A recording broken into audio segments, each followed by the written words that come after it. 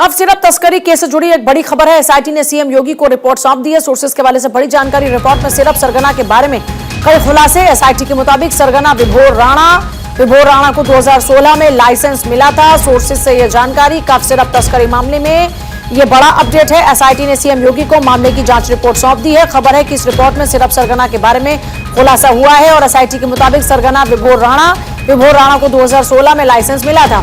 अभी आप विधानसभा सत्र के दौरान में सुन भी रहे थे सीएम योगी आदित्यनाथ को। उन्होंने कहा कि जो भी अपराधी है उनके खिलाफ में बुलडोजर वाला एक्शन देखने को मिलेगा और तब चिल्लाना मत। एसआईटी के मुताबिक सरगना विभोर राणा को 2016 में ही लाइसेंस मिला था।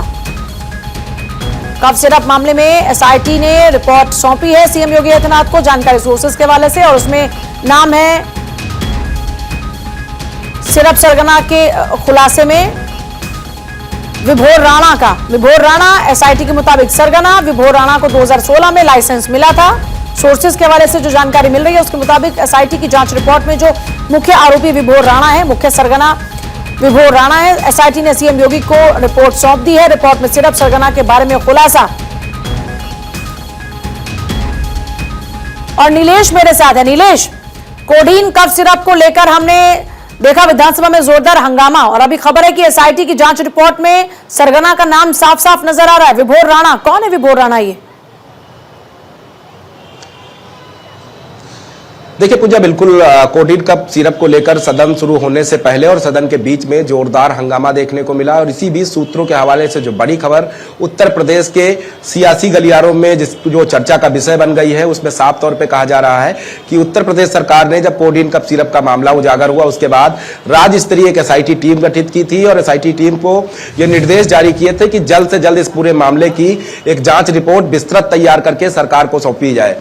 सूत्रों के मुताबिक वो जांच रिपोर्ट सरकार को सौंप दी गई है और उसमें जो कोडीन कप सिरप का माफिया है उसका नाम भी उजागर हुआ है। उसके अलावा कौन कौन लोग इस सिंडिकेट से जुड़े हुए थे, कौन कौन लोग लगातार कोडीन कप सिरप की तस्करी कर रहे थे, अवैध रूप से इसका व्यापार कर रहे थे, जिन जगहों पर शराब की बंदी है वहां पर बड़े पैमाने पर इस कप सिरप को पहुंचाकर नशे के लिए उसका इस्तेमाल करवा रहे थे, उन तमाम लोगों का जिक्र इस जांच रिपोर्ट में है। फिलहाल सदन की बात करें तो सदन में मुख्यमंत्री योगी आदित्यनाथ ने तेज और हमला करते हुए बताया कि किस तरीके से उत्तर प्रदेश में योगी आदित्यनाथ की सरकार ने कोडीन कप सिरप से जुड़े हुए जो माफिया है उनके ऊपर कार्रवाई की है, उनकी कमर तोड़ने का काम किया है। एनडीपीएस एक्ट के तहत उत्तर प्रदेश में मुकदमे दर्ज किए गए हैं, कोर्ट में प्रभावी पैरवी की जा रही है और अभी तक कितने आरोपी गिरफ्तार हुए हैं उसका भी जिक्र किया गया। कहां कहां पर छापेमारी हुई है।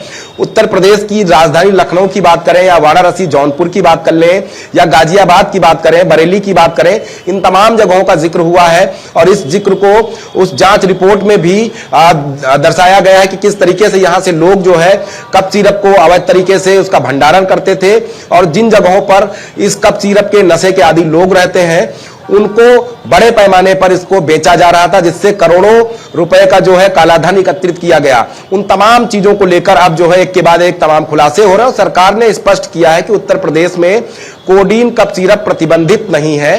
12 साल से नीचे के जो बच्चे हैं उनको ये कप सिरप देना मना है। उसके अलावा डॉक्टर जब किसी पेशेंट को प्रेस्क्राइब करेंगे कोडीन कप सिरप तो वो केमिस्ट से जाकर खरीद सकता है। उसके बावजूद अगर कहीं से इस तरीके की खबरें आती हैं कि कोई इसका नशे के लिए इस्तेमाल कर रहा है, अवैध रूप से भंडारण कर रहा है, तस्करी कर रहा है, तो ऐसे लोगों के ऊपर सीधा एनडीपीएस एक्ट के तहत कार्रवाई होगी, जिसका जीता जागता उदाहरण उत्तर प्रदेश में तमाम बड़े चेहरों की गिरफ्तारी हुई है, उनकी संपत्तियों की जांच की जा रही है और जांच में यह भी खुलासा हुआ है, चाहे वो एसटीएफ से बर्खास्त सिपाही आलोक सिंह हो या शुभम जायसवाल हो, इनके घरों का जब ईडी ने निरीक्षण किया, जांच पड़ताल शुरू की तो अंदर जो इनके घरों का इंटीरियर है वो करोड़ों में पाया गया। लग्जरी गाड़ियां इनके पास हैं, उसके अलावा महंगी घड़ियां भी इनके घर से बरामद हुई हैं। तो उन तमाम चीजों को जांच रिपोर्ट में विस्तृत पॉइंट वाइज लिखा गया है कि कौन कितना इस सिंडिकेट से जुड़ा हुआ था। उसके अलावा इस सिंडिकेट के तार विदेशों तक फैले थे, विदेशों तक इस सिरप को जो है तस्करी कर ले जाया जा रहा था, जहां पर मोटी रकम लेकर बेचा जाता था। तो कहीं ना कहीं सूत्रों के हवाले से एक खबर है, जब सरकार की तरफ से ऑफिशियल इस पर कोई बयान जारी किया जाएगा तो तमाम तस्वीरें और साफ हो जाएंगी। और मुख्यमंत्री ने आज कोडीन कप सिरप पर बयान देते हुए कहा कि एक नमूना दिल्ली में है, दूसरा उत्तर प्रदेश की राजधानी में बैठा है। जब देश की बात होती है तो देश को बदनाम करने का काम इन लोगों की तरफ से किया जाता है, और जब देश पर चर्चा होती है तो ये लोग सैर सपाटे के लिए देश छोड़कर विदेश भाग जाते हैं। तो इस तरीके का जब बयान आया है तो उत्तर प्रदेश की सियासी गलियारों में एक बार फिर से हलचल तेज हो गई है कि आखिर कौन कौन वो नाम है। विभोर राणा की बात करें, शुभम जायसवाल की बात करें, आलोक सिंह की बात करें, या इस सिंडिकेट से जुड़े हुए और जो लोग हैं उनकी बात करें, तो कौन कौन नाम जो है बकायदा उस जांच रिपोर्ट में लिखे गए हैं। इस सिंडिकेट का सरगना कहां से इस पूरे गैंग को संचालित करता था, कब ये गैंग बना, उत्तर प्रदेश के साथ साथ किन किन प्रदेशों में बड़े पैमाने पर कप सिरप को सप्लाई किया जा रहा था। और मुख्यमंत्री ने अपने आज सदन में संबोधन में यह भी साफ किया कि मध्य प्रदेश और राजस्थान में जिस कप सिरप को पीने से बच्चों की मौत हुई है वो कप सिरप तमिलनाडु में बनी है, और वो कप सिरप नकली कप सिरप है जिसका उत्तर प्रदेश से कोई लेना देना नहीं, और उत्तर प्रदेश में कोडीन कप सिरप पीने से किसी की भी मौत नहीं हुई है।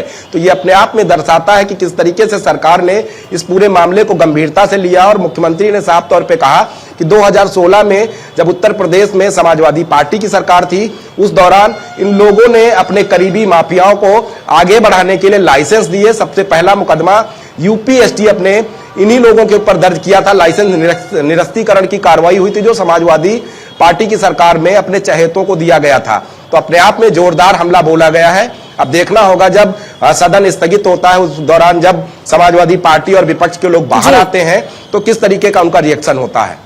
ठीक है नीलेश, बहुत ही शुक्रिया आपका फिलहाल पूरी जानकारी के